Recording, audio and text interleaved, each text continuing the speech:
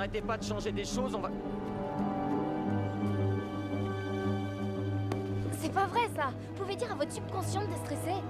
C'est mon subconscient, je vous le rappelle. C'est incontrôlable.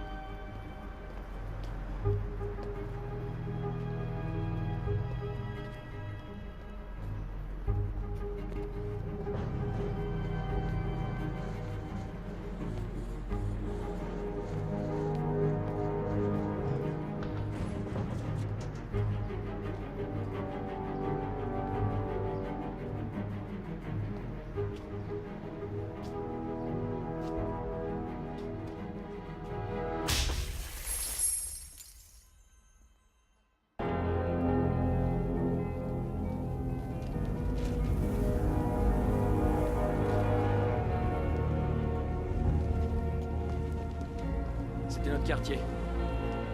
Les lieux de notre passé. Notre premier appartement. Puis on a déménagé dans l'immeuble qui est là. Après que Mel est tombée enceinte, on a habité ici. Et vous avez reconstruit tout ça de mémoire? Je te l'ai dit. Donc le fait de présenter un temps du monde qui est un temps extrêmement rapide crée l'impression en chacun de nous qu'il n'est pas à la hauteur de son époque. Il n'est pas dans le rythme de son temps. Et ça diffuse comme ça, de façon très inconsciente, une forme de culpabilité collective, avec l'idée que nous serions tous en retard par rapport à l'histoire. Dans un monde qui change en permanence et d'une manière très rapide, par définition, ça va tellement vite qu'on est simplement dans la réactivité. C'est-à-dire comme un pilote qui évite les obstacles ou qui suit le parcours sinueux, mais qui ne cherche pas à savoir où la route va s'arrêter et si la mécanique n'est pas en train, parce qu'il n'a pas le temps.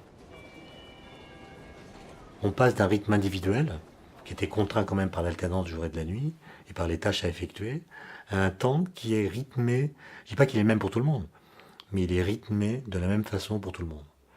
Et ce synchronisme-là, c'est la première phase du développement industriel en fait, et qui va conduire à la situation actuelle. Je pense qu'on aime le fait d'être débordé, parce que finalement le fait de n'avoir pas de temps est le symptôme de notre liberté.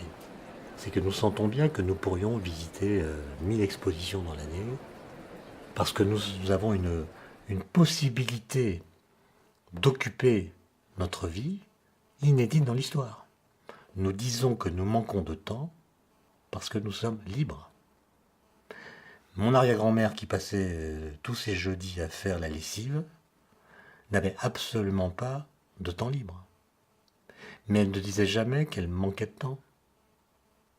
Autrement dit, il y avait une espèce d'harmonie entre le temps vécu par le sujet et le temps cosmique, appelons-le comme ça, c'est-à-dire le temps tel qu'il s'imposait aux individus dans la vie sociale.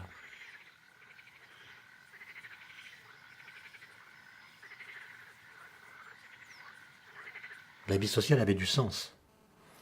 Aujourd'hui, l'individu est renvoyé à lui-même, à ses propres possibilités qui sont décuplées par la technologie, et donc il a envie de saturer son emploi du temps pour ne pas laisser de place à la vacuité qui le culpabiliserait. Et donc il ne faut pas trop se plaindre. Je pense que tout ça est le résultat d'un désir finalement qui n'est pas forcément exprimé. Tout ça est très compréhensible. Hein. L'homme est confronté à son destin qui est de disparaître. Bon. Et donc ça crée une angoisse que l'on s'évertue à ignorer, à occulter ou à travestir. Voilà. On sait qu'on doit mourir, mais on ne veut pas y croire. Bon. Et la meilleure manière d'occulter ça, évidemment, c'est de travestir la réalité. Et donc on a une profusion de moyens aujourd'hui pour travestir, pour s'enivrer. Il y a une jouissance de la vitesse, j'insiste là-dessus, il y a une jouissance de la vitesse. On ne peut pas parler de la vitesse comme s'il était constamment oppressive. Elle peut être libératrice.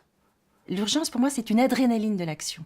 C'est-à-dire qu'en fait, en réalité, le plaisir dont parlent très bien les élèves, et les montées, les descentes, les montagnes russes, etc., c'est tout simplement parce que ça fait, j'en sais rien, ça accélère le rythme du cœur, ça produit des décharges d'adrénaline, et ça provoque effectivement une espèce de mise en condition physique dans laquelle on fonctionne vite, fort, etc. L'autre jour, j'étais invité à une émission, mais j'ai dit je peux pas y aller parce qu'après j'ai un cours. Je dois donner un cours à la fac. On m'a dit c'est pas grave, on vous paye un mototaxi. Bah, j'ai été de leur truc à mon cours en 10 minutes, en zigzagant sur le périph'. Jouissance. De même que quand vous êtes amoureux, vous fonctionnez d'une façon tout à fait différente que quand vous n'êtes pas amoureux, et vous pouvez et vous avez une espèce de truc comme ça qui démultiplie la manière d'être. Et ben c'est pareil.